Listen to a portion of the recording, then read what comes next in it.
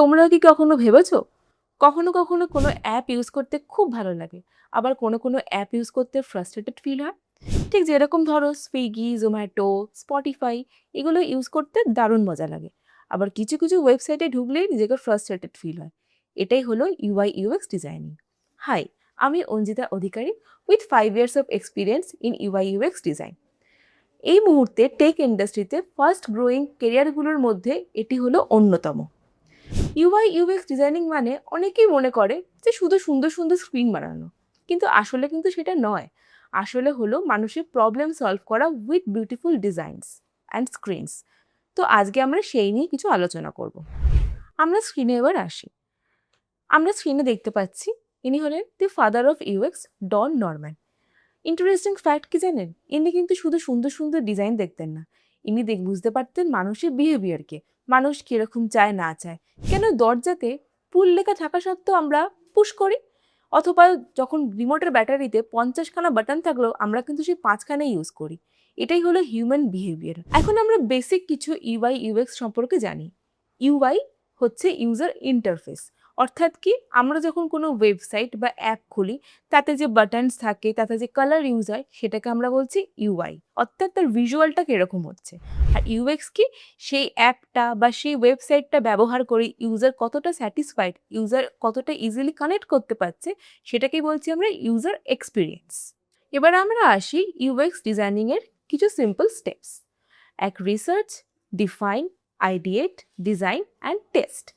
অর্থাৎ কি, আমরা যখন প্রথমে কোনো ডিজাইন তৈরি করব, প্রথমে আমরা সেটাকে নিয়ে রিসার্চ করব।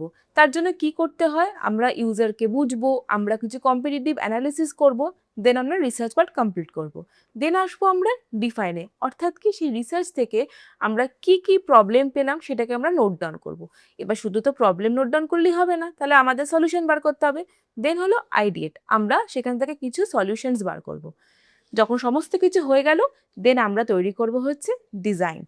ডিজাইন যখন হয়ে গেল, ডিজাইন রেডি, কিন্তু আমরা তো ডিজাইন করলে হবে না, আমাদের তো ইউজারকে দেখাতে হবে যে এটা আদৌ তারা ইউজ করতে পারছে কিনা, আদৌ তারা কানেক্ট করতে পারছে কিনা।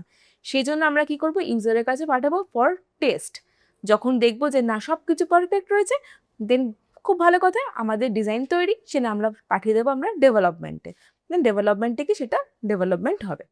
আজকে আমরা কথা বলবো ইউএক্স এর 3টে ল নিয়ে। তো the first one is Hick's law, second Fitts law, and then হলো ভন রিস্টর্ফ ল। তো প্রথমে আমরা হিক্স ল নিয়ে কিছু বলি। ধরো তোমরা একটা কোনো ওটিটি প্ল্যাটফর্মে ঢুকেছো, ঢুকে দেখলে 500খানা মুভি, আলটিমেটলি ডিসাইড করতে পারলে না যে কোনটা তোমরা দেখবে, তোমরা কি করলে, কুইট করে বেরিয়ে গেলে। অর্থাৎ কি, যত বেশি চয়েস তত বেশি কনফিউশন। আমাদের কি করতে হবে, চয়েসটা কমাতে হবে, তাহলেই কিন্তু ইউজার ইজিলি কানেক্ট করতে পারবে সে কি চাইছে। ঠিক এই জন্য সুইগি বা জোম্যাটোতে দেখবে প্রথমে রেকমেন্ডেশন বলে একটা সেকশন থাকে, যেখানে খুব সামান্য কিছু খাবার বা রেস্টুরেন্টের এক্সাম্পল দেওয়া থাকে, যাতে কি করে ইউজার ইজিলি সেখান থেকে পিক করতে পারে। এটাই হলো বেসিক্যালি হিক্স ল। দেন আমরা সেকেন্ডে আসি ফিটস ল। ফিটস ল কি, ধরো তোমরা একটা কোনো অ্যাপ ওপেন করেছো, সেখানে তো একটা অ্যাডভার্টাইজ এলো, অ্যাডভার্টাইজের মধ্যে যে ক্রস বাটনটা থাকে সেটা খুব ছোট্ট থাকে, তোমরা ক্রসে ক্লিক করতেই পারছো না। যদিও তারা সেটা ইচ্ছা করেই করে, ক্রসে ক্লিক করতে গিয়ে তোমরা সেই অ্যাডেই আঙুলটা দেবে, কিন্তু সেটা কিন্তু ইউজার এক্সপিরিয়েন্সটা একদম খারাপ। সে কারণে কি করা হয়, যখন ইনস্টাগ্রামেতে লাইক প্রেস করতে যাও, দেখবে যে সেখানেতে লাইক যে বাটনটা থাকে একদম থাম্ব ইমপ্রেশনের মধ্যে থাকে, যাতে তোমরা ইজিলি সেটা প্রেস করতে পারো। অর্থাৎ কি, ইউজারকে এমনভাবে সাজাতে হবে যাতে সে ইজিলি প্রেস করতে পারে। এবার থার্ড লতে আসি, ভন রিস্টর্ফ ল।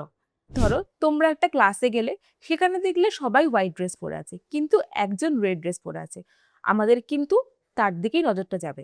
ঠিক আমরা এই জিনিসটা অ্যাপ্লাই করি আমাদের ডিজাইনের ক্ষেত্রে। ধরো কোনো একটা বাটন খুব ইম্পর্টেন্ট, তুমি চাও ইউজাররা এসে সেখানে আগে থাম্ব ইমপ্রেশন বা সেখানে আগে প্রেস করুক। অর্থাৎ কি, সেটা তোমাকে বড় করতে হবে, বা কালারটাকে অন্য কালার দিতে হবে, বা বেশি হাইলাইট করতে হবে। ঠিক এই লটা সেটাই বলে, ইম্পর্টেন্ট জিনিস সেটা তুমি আলাদা করে দেখাও যাতে ইউজার ইজিলি কানেক্ট করতে পারে। এই গেল আমাদের 3টে ল। অর্থাৎ কি, আমরা যখনই কোনো ডিজাইন বানাবো, সেটা যে কোনো অ্যাপ হোক বা ওয়েবসাইট হোক, আমাদের ক্লিয়ার ভিশন দিতে হবে যে আমরা কি বলতে চাইছি, আমরা আমাদের ইউজারকে কি বলতে চাইছি। আমরা যদি এখানে এক্সাম্পলটা দেখি, এখানে একটা বক্স আছে, এখানেতে লেখা আছে যে দেয়ার ওয়াজ অ্যান এরর। আর কিন্তু এখানে পাশেরটা যেটা আছে সেখানে কিন্তু লেখা আছে এররটা কি। আমরা যদি এররটা না বলি তাহলে তো ইউজার বুঝতে পারবে না যে এররটা কি, ভুলটা আমি কি করলাম। ঠিক সেম এইখানেতে আমরা দেখতে পাচ্ছি দুটো বাটন রয়েছে, ডিসকার্ড ড্রাফট, ক্যান্সেল আর okay. What cancel what okay আমরা জানি না কি করতে হবে, আমরা জানি বাট ইউজার জানে না। সেক্ষেত্রে আমরা কি করব, ডোন্ট ক্যান্সেল আর ইয়েস ক্যান্সেল দুটো আমরা লিখে দেবো যাতে ইউজার ইজিলি বুঝতে পারে আমাকে ঠিক কি করতে হবে। অর্থাৎ ইউআই ইউএক্স মানে কিন্তু শুধুমাত্র সুন্দর স্ক্রিনস বানানোই নয়, আমাদের কিন্তু বুঝতে হবে ইউজার কোনটাতে কমফোর্টেবল ফিল করবে। ঠিক যেরকম আমরা এখানে দেখতে পাচ্ছি প্রচুর ডেটা খুব ক্লামজি হয়ে রয়েছে, সে বুঝতেই পারবে না আসলে কোনটা কি কাজ।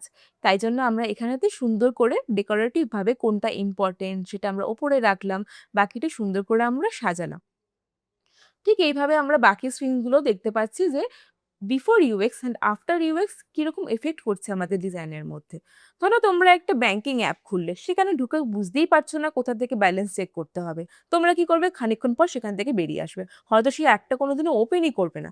কিন্তু যদি সুন্দর করে এইভাবে ডিজাইনটা থাকে তোমরা কিন্তু ইজিলি বুঝতে পারবে কোথায় প্রেস করলে কি করতে হবে। তাহলে আমরা ইউআই ইউএক্স ডিজাইনিং নিয়ে আজকে সামান্য কিছু ধারণা পেলাম।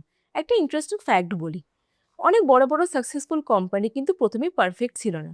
ঠিক যেরকম ফেসবুক, এয়ারবিএনবি, ইনস্টাগ্রাম তারা কিন্তু গ্র্যাজুয়ালি ইমপ্রুভ করেছে, প্রথমে কিন্তু তারা পারফেক্ট ছিল না। অর্থাৎ আমি যেটা বলতে চাই, you don't need to be perfect to start, you just need to start.